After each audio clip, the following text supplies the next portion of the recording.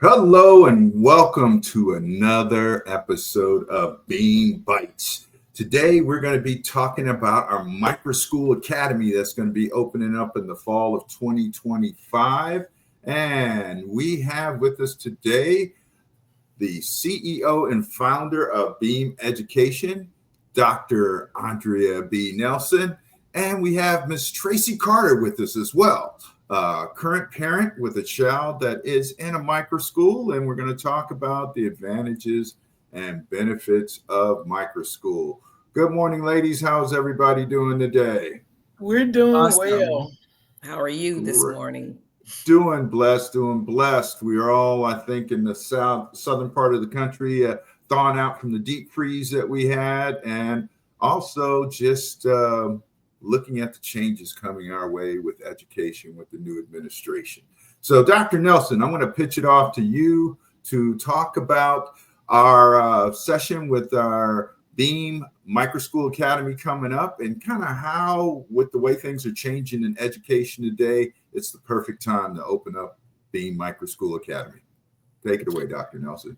So, we're excited about the opportunity to change how education looks on the landscape for the 21st century. It is our belief that we must ensure that we provide 21st century learning for our 21st century scholars, which means that maybe the current system that we currently see needs to be changed so that children are ready to inherit what it is that they're going to have to do as productive citizens.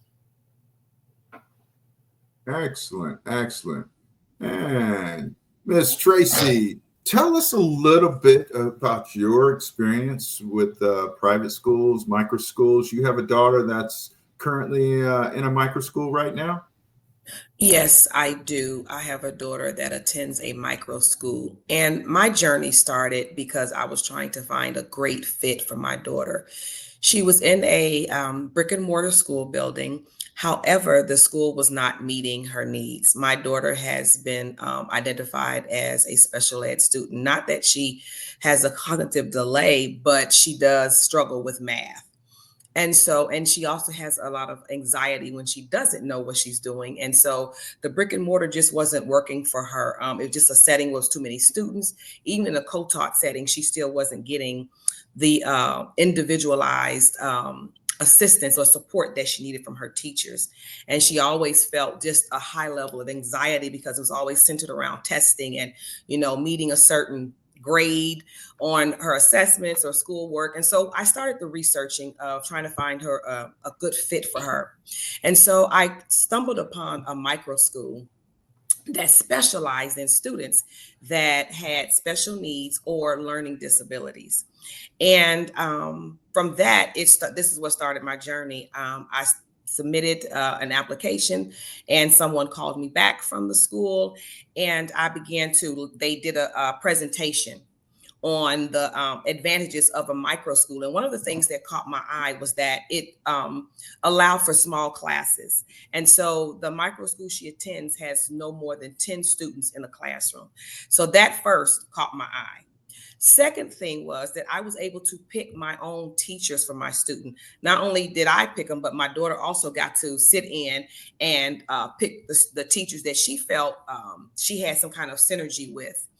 And then the third thing that caught my eye is that this school did not focus on grades like A, B, C, D, E, F. A, B, C, D, F.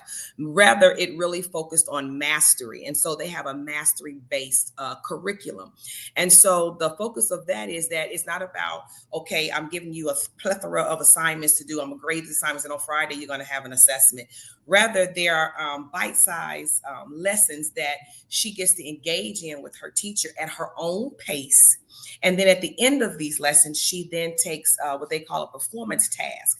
But again, even with taking the performance task, it's all about mastery. So she doesn't have to take that performance task or complete it until she feels confident enough in what she is doing. So they pretty much kind of gauge it like mastery, proficient, and then novice and apprentice. And so that, I think, is what really captured me, is that she could be in a space where she could learn at her own pace.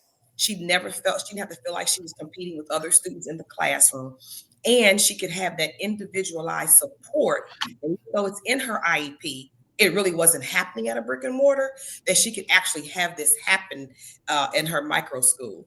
And so that is what captured me and really made me go all in to send my daughter to a micro school. Great. Dr. Nelson, go ahead and tell us a little bit more about how BEAM is going to meet these needs for parents like Tracy and others in our community. I Well, had a slide up. Go I ahead. would love for you to pull that slide back up because I think Ms. Carter hit it right on the head. Tracy hit it right on the head. What is a micro school? A micro school, and I'm just going to read what it says. Micro schools are innovative educational models that have been gaining popularity in the recent years, specifically during the pandemic. They offer a unique approach to learning, distinct from traditional school systems. So some of the key characteristics you heard Tracy talk about were the smaller classes sizes, where there were only 10 kids in her classroom. She also discussed the fact that it's very personalized.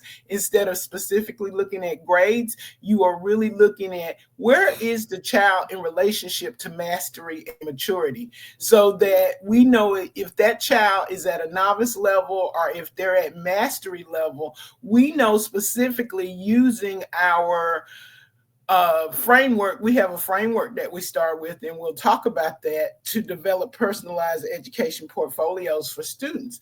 But it becomes very, very, very unique to have support systems that really personalize what's going on for children as well as their families. Because what we are creating in these smaller size boutique customized schools are the opportunity not only to engage with the student, but also engage with parents and understand not only what the student needs academically, but what that child needs culturally because of the home environment that they're growing up in, and either if they have an extended family. All of those things become very important when you start thinking about what children need. So at BEAM Academy, which we will be opening in Tarrant County. We're looking for a location in Tarrant County.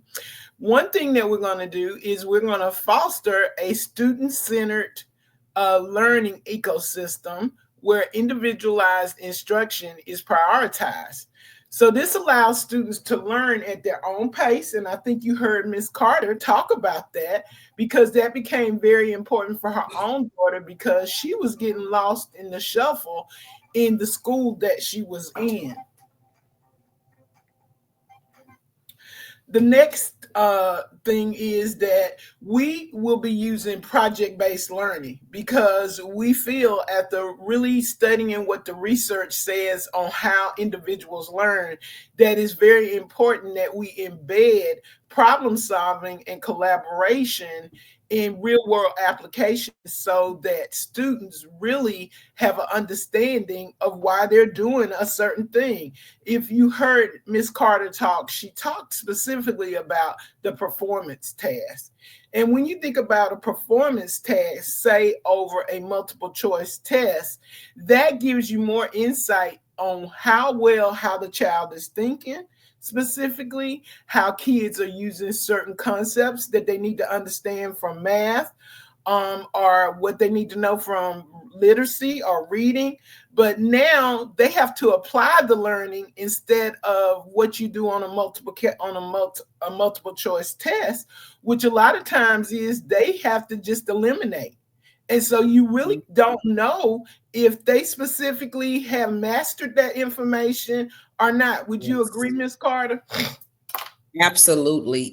Like I said, with my daughter's micro school, they do these small tasks that lead up to the performance task. And the purpose of the small task is not again to assign a grade of an A, B, C, D, F, but yet to see if the child is on the trajectory to passing or being able to meet mastery of the performance task. And so these little progress monitoring I guess, task, you can say, allows the teacher and my daughter to see where it is that she is gaining some momentum, where she's meeting mastery, and then where she's still kind of novice at, and where they need to pivot, and then they develop an action plan.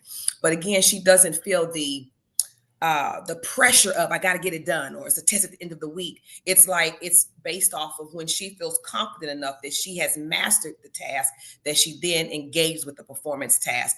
And I think it has relieved a lot of her anxiety, as well as mom's anxiety too, because she doesn't have that pressure of worrying about the end of the week, or a little task that lead up to the end of the week. The teacher scoring it, A, B, C, D, F, and then here comes the big test on Friday. It's none of that. All of that has been alleviated. It's just based off of the mastery and understanding that the student has, and the application piece, which is what I love about and it. then the thing you think about, when you start thinking about, when you shift that and stop thinking about a test, what happens for children is they start immediately knowing, if I have a small task that tells me after, say, a teaching sequence, if I have it or I don't have it, then that sets the child up, as well as, and we're going to change what teachers are called, the facilitator, because I want to use the term facilitator, because we want children to be able to engage in their own learning. And just think about Tracy's daughter. The minute that she has finished that task, she already has awareness of, I have this or I don't have it. And so I need to go back. And so that is a part of what true lifelong learning is about, is knowing when you have learned something, what helped you to learn it, and how do you move, and now am I ready to take on the next thing that I need to learn. So the next thing that we're going to do at BEAM Microschool Academy is we are developing, just from that example that Tracy gave you, was to cultivate a supportive community that values diversity and inclusivity. And that, think about what she just said about that emotional well-being. No longer is her daughter in a place where she is so riled up or so worried about anxious, that's the word I'm looking for, anxious about what she's able to do, because we're doing it now, we're breaking it up into small micro pieces that provide support to her during her daily work. One way that we're going to do that is we will have staggered schedules. And that's something that Tracy didn't talk to you about, but she will talk to you about it, is that we're going to allow our families to pick the time that they want to come into school. So we'll have 2 times. They come in at 8 o'clock, and they have the option of coming in at 10, which means that there's a different release or dismissal time. So students who come in at 8, they will leave at 3 o'clock. And students who come in at 10 will leave at 5 o'clock. So we are purposely scheduling different times because of how schedules look so different for busy families, especially when both parents are working. So there are a lot of innovative ideas that are going on with this new model. And then finally, we want to equip students with a 21st century skill set.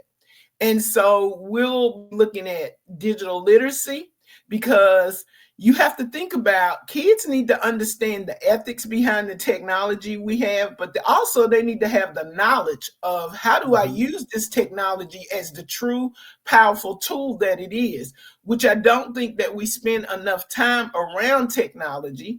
And I don't think we spend enough time around the global awareness, because when you think about what technology has done for the world in the last 20 years, is the fact that it has flattened the world in a way that there is not a group of people on this planet that we cannot reach out to within minutes.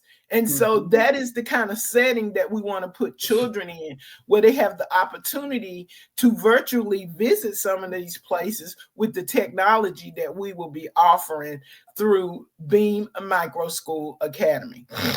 So it sounds like you're not going to be banning cell phones in your classroom, in your school, and I assume you're going to be taking advantage of the latest tools like AI and virtual reality as you teach not only the students but also their parents and their families as well too. Is that right? Is that a good assessment? Exactly, because if you think about probably the three of us who are having this conversation, we remember Mhm. when our parents bought those encyclopedias in the house and put them on the shelf. Yes, exactly.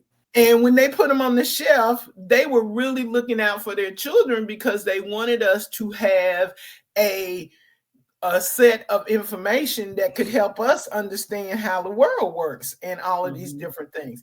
But think about what happens with your own cell phone, because my cell phone acts for me like a desktop or acts for me like a laptop.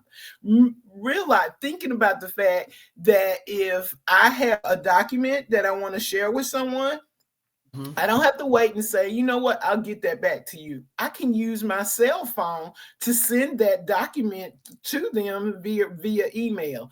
And I think that's the thing that we lost when we started looking at technology, because what we have to remember is the children that we are dealing with are digital natives. They already know Mhm. how to use software. They already know how to use computers. They already know how to use cell phones better than we'll ever know how to use them. And so, if that is the case, then it becomes a very strong tool to use as a teaching tool to teach kids a lot of different ways and a lot of different information. So, this along with the one on one devices, the one to one technology that we provide, the cell phone offers the same power and strength as a Chromebook. But we have to teach children how to use it appropriately and what are the ethical uses for it, and when do Mhm. we use and when not to use it to destroy and to hurt and to manipulate society.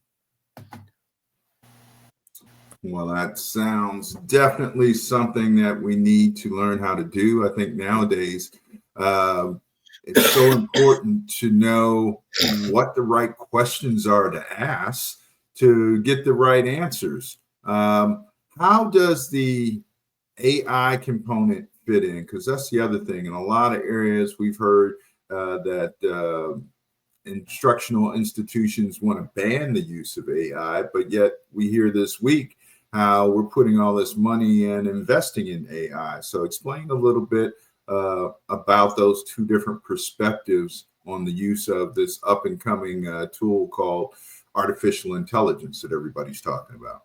Well, I really think that in order for us to totally understand AI, we have to really think about specifically is that AI is just another tool to make your life easier. So I'm going to give you an Mhm. example. I have a huge family, and my huge family has family reunions every summer. And we have some wonderful cooks in that family. So much so that there are some recipes that we want to replicate. So let's say I had my grandmother's recipe and maybe one of my aunt's recipe, and I had to double those recipes for a family reunion where we were looking at maybe 70 to 100 people showing up.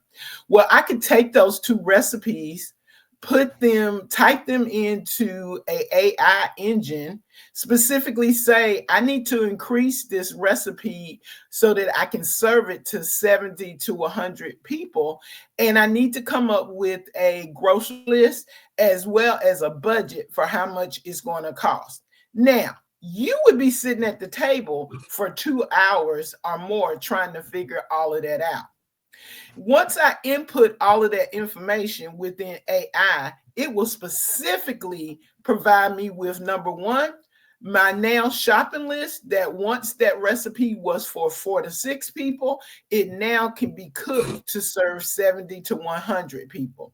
It will also give me specifically the sizes or how many cans or how many ounces that I need of each product, and it will also provide me with a budget of how much money I possibly need to walk in the store with, because it can even give me the medium average range of what it costs to buy those specific groceries in a certain region of the United States. And it will do it in minutes instead of me sitting down 2 to 3 hours trying to work on those things. And so it becomes really important that we not only teach children how to use it, but now they're getting into what kind of questions should I ask in order to get the right information. So that doesn't negate understanding what you need to know in math. That doesn't negate understanding what you need to understand about reading, because you might get something. We all know what has happened when we use GPS, which is a form of AI. Think about it. It is Yes. a form of AI. Right, right. And so sometimes when we use AI and we are looking at the GPS and we'll go like, why is it taking me this way? This is a longer way to go. And a lot of times what we don't realize, sometimes it's totally off because we didn't give it the right address, because input is always important, or because there's specific weather issues or traffic issues, it changes. And so therefore it becomes very important that we have the common sense knowledge of understanding numeracy, literacy, and social studies and science, so that when we get the output of what AI gives us, we immediately know, okay, this is a good response. This is a good answer. So that is the kind of work that we need to start doing with children. But it looks different as you go up the grade level. What I do with elementary children will look totally different with what I do with middle school and high school students. Excellent, excellent. Tracy, can you add a little bit more from a parent's point of view, how these different changes in how your child is educated has affected them and how they feel about learning and education now? Well, when you think about technology in a brick and mortar school, it's simply just to put the child on the computer and do like a Kahoot or something like that, that really doesn't stimulate nor have a real purpose. It's just busy work. And that's how my daughter always saw it. She's like, Mom, all my teacher does is she'll put an assignment on Google Classroom and she'll say, okay, assign the task, or he'll assign the task and we have to do it. Or it would just be a Kahoot or something else like an Edu puzzle, all these other different little apps that they use, but they were not meaningful and they really weren't showing students how, like Dr. Nelson was saying, to use it in a way that was very effective and efficient for the student. And so it began to make even technology boring for her being in class, because again, she just felt like she wasn't getting anything out of it. And in her micro school, she actually has a digital art class that she loves. Like she does art on, in a sketchbook. But when you have the opportunity to now take this into technology and do digital art, that way it has really just, I look at her drawings now and I'm just like amazed at the work that she can do digitally as well as she does hands free, with her hands. And so I think it's just like Dr. Nelson said, that we've got to find better ways of doing education and doing school. We just we take things and we just give it to students, give it to teachers, but we don't show them how to use it properly to get what we need out of it. And so then it just becomes another tool that we use that really has no real meaning or bearing for a teacher or student. And so now it's overused, and it's overused in the wrong way.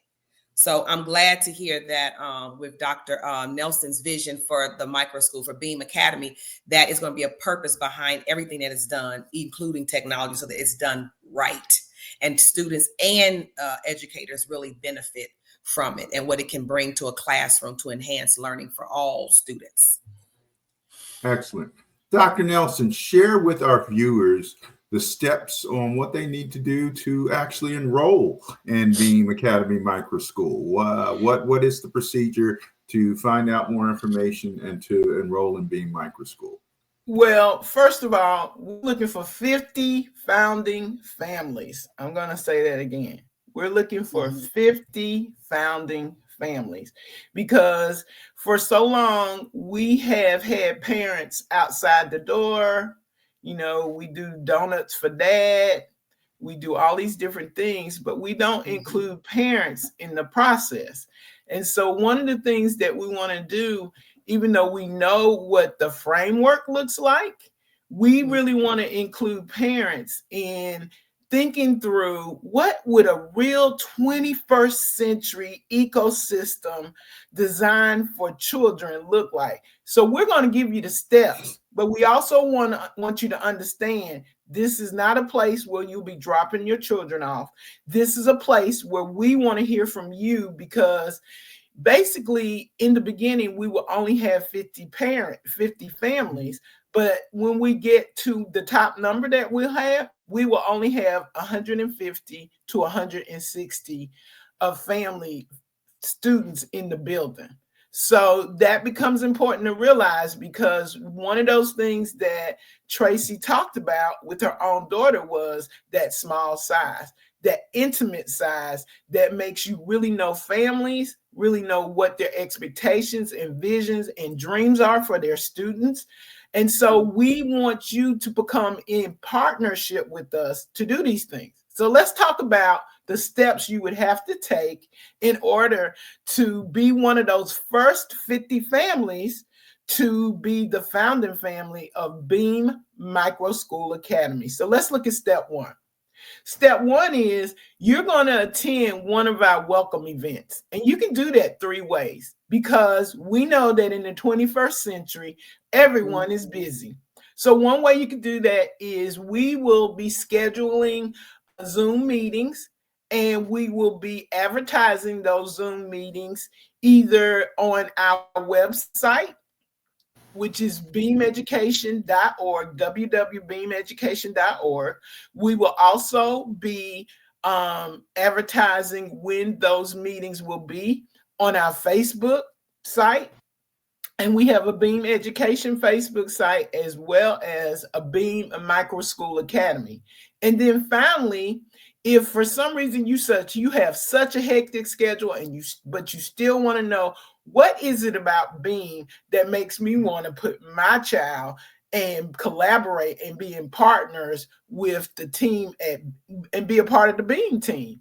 And so that last thing is that if you can't do any of those things, we will have a pre-recorded information meeting where you can click on a button on our website and get all of the information you need. So once you've done those welcome events, one of those welcome events, the next step is we want to schedule an interview with you. And during that interview, we want to know about your scholar. We want to know about your home life. We want to know about some of your culture, because we're looking for individuals from all of the different cultures, because we live in a diverse world. And so therefore, we're looking for diversity. So we're going to schedule a personalized interview for you and your prospective BEAM scholar, because we want to hear children. If you look at the research and what they say about student voice, it is key to ensuring that children are successful. So once we have done those things with you, the next thing is you put a deposit down and we move to step three.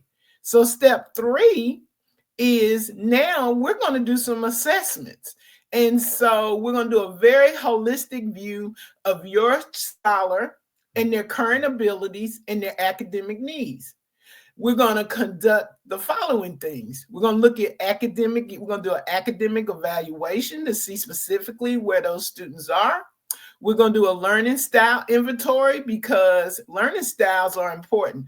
I am an auditory and visual learner. So because I know that I'm an auditory and visual learner, that means that when I get ready to learn something new, I know I need to be able to hear it, and I know I need to be able to see it.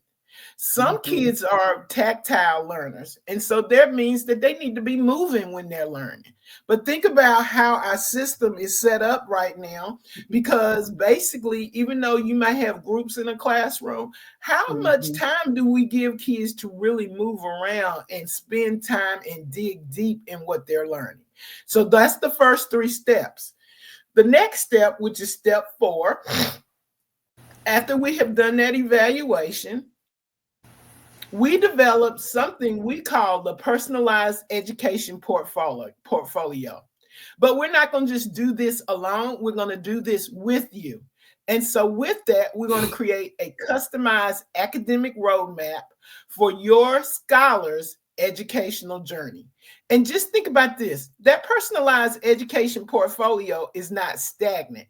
One thing that we're going to talk about when you attend some of those sessions is the fact that we use something called cluster flexible groupings. So as kids master different skills and different concepts, the groupings change because that's necessary, not to hold some children back, but to also give service to some children who need additional service. One thing that I did not tell you was that during the 2 hour period where kids come in at 8 or they come in at 10, that is the time when we are doing intervention related to what we found out when we did the comprehensive skills mastery maturity framework.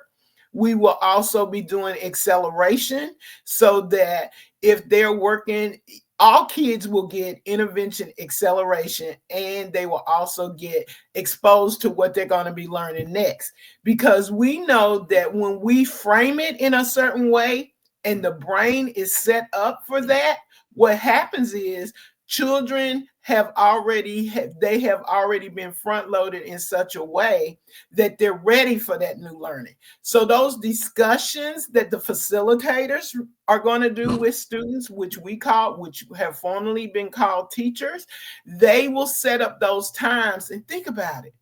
If your children are getting intervention, acceleration, and moving to new skills in a group that's no more than 8 to 10 children, imagine how quickly they'll move if they've had issues prior and before in other traditional school settings.